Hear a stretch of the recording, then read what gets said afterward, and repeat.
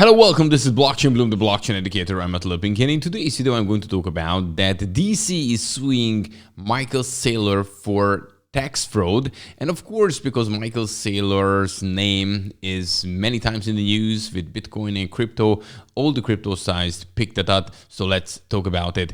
The second thing I would like to talk about that crypto.com ditches an about $500 million sponsorship deal with Champions League soccer. And the third news is all about that which state in the United States is the most interested in Bitcoin and Ethereum. So guys, let's talk about all these kind of things in today's video.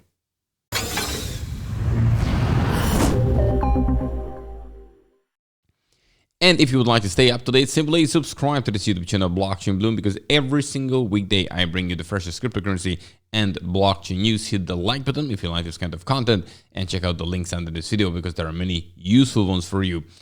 Right, and now let's move on to the crypto prices, where we can see Bitcoin is again under 20,000 US dollar, 1.7% down in the last 24 hours. It makes it 19,919 US dollar at the moment.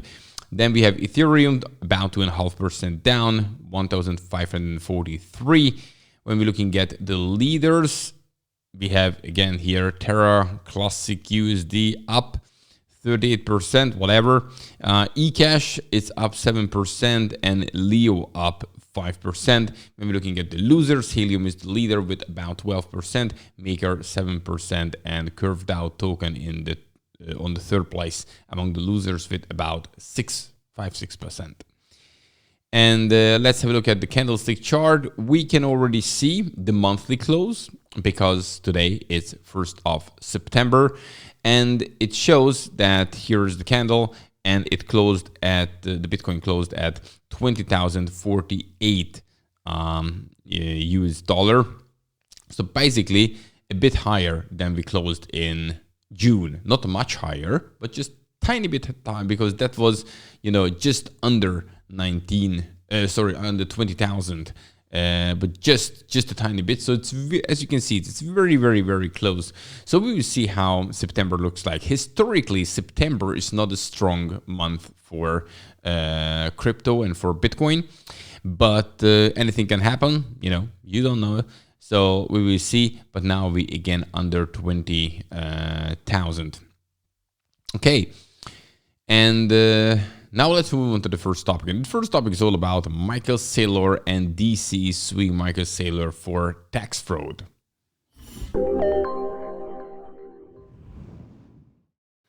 This is not, crypto-related news that much, that most of the times the news I pick. But Michael Saylor and MicroStrategy is involved with crypto a lot. Therefore, all the crypto sites brought this down because it's important. So let's have a look.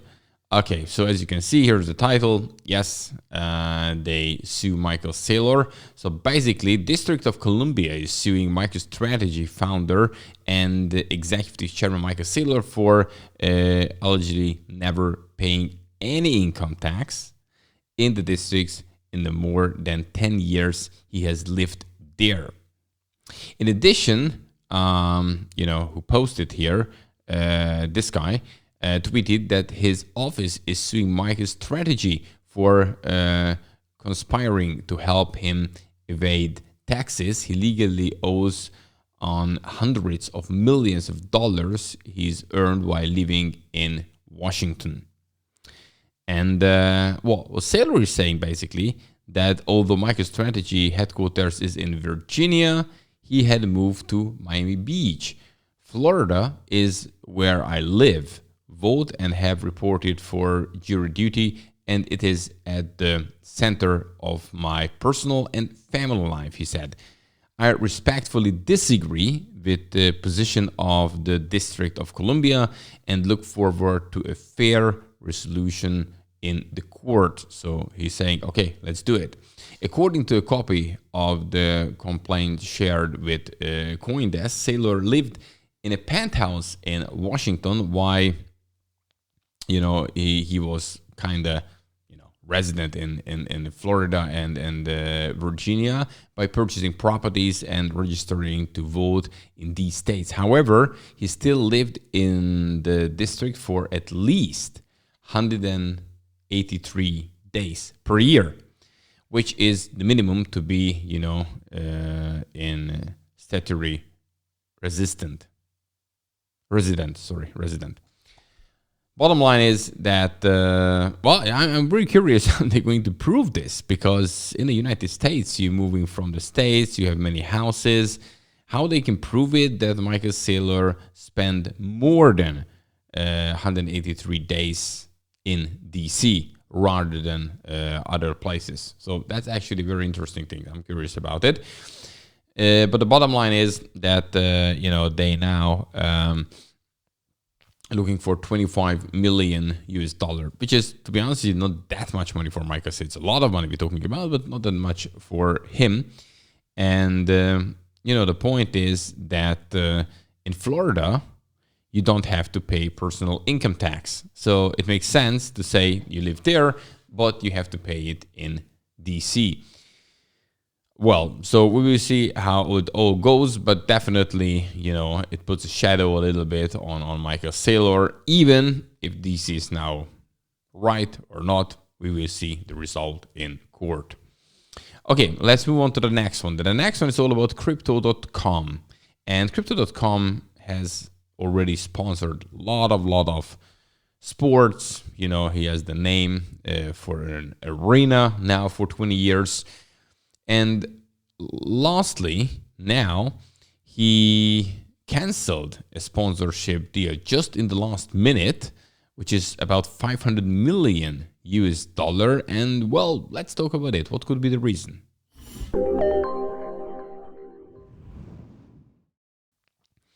So we have here this article, and here the point was to sponsor UEFA, which is a Champions League soccer. So I mean the European football, not the American. And they had this deal when Gazprom, which used to sponsor them, moved out. I mean, they canceled it because of this Ukraine-Russian situation. Gazprom is a Russian company. And then Crypto.com stepped into the deal, and they would sign for 5 seasons and altogether about $100 million per season, roughly speaking, would be the deal. But now it looks like they moved out. They're saying it has nothing to do with crypto winter. However, for me, it's a bit interesting that, they have a deal for this Crypto.com arena in Los Angeles. They paid $700 million there. They paid, here you can see Formula One racing sponsor. They sponsored it $100 million. We have, some other sponsorships, FIFA World Cup, NBA team, and so on and so forth. But now the crypto winter has started, they slowing down and they canceling this. So I would be just curious that has anything to do with this, that crypto it's not on the top at the moment, or do we facing here other issues in the future, or they just simply was some, I don't know, a point in the contract what they didn't like that much and just simple that canceled it. So we don't know exactly what's going on. The point is that they moved out from the deal. Right, and now let's move on to the last topic I would like to talk about, and this is which state in the United States is the most interested in Bitcoin and Ethereum, the 2 top cryptocurrencies. Okay, so, well, definitely many people are interested in crypto in the US. However, CoinGecko made research and find that which states are the most interested in Bitcoin and Ethereum. And the golden state of California may be America's most inquisitive state about Bitcoin and Ethereum, new data from CoinGecko has revealed. So, internet users from California accounted for a whopping 43% of all Bitcoin and Ethereum web traffic searches on the crypto tracking website. This is despite the entire state population only counting about 12%, a bit less than 12% of the US population. So in California, when we're looking at the whole state population, it's about 12% living there. However, when it comes to, search on crypto tracking website, here on CoinGecko, then 43% searching on Bitcoin and Ethereum from that state. And but very important, it's not that surprising because California is also home to Silicon Valley, one of the largest technology and innovation hubs in the world.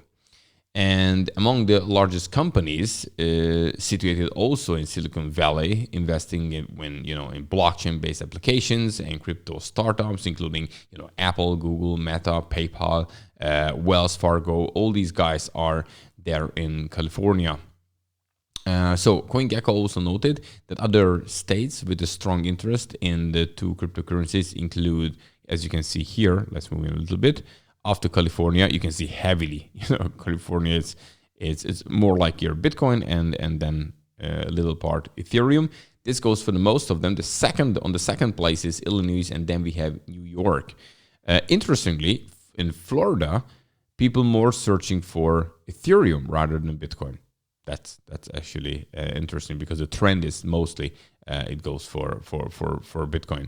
So, but I think definitely the main reason for it is Silicon Valley in California, because when it comes to technology, when it comes to blockchain, then this is the hub in the US for that. Okay, guys, that's it for today. Don't forget, every single weekday I bring you the freshest cryptocurrency and blockchain news. So simply just subscribe to this YouTube channel if you would like to stay up to date, and hit the like button if you like this kind of content. I'm back tomorrow with the freshest. Have a good one. Bye-bye.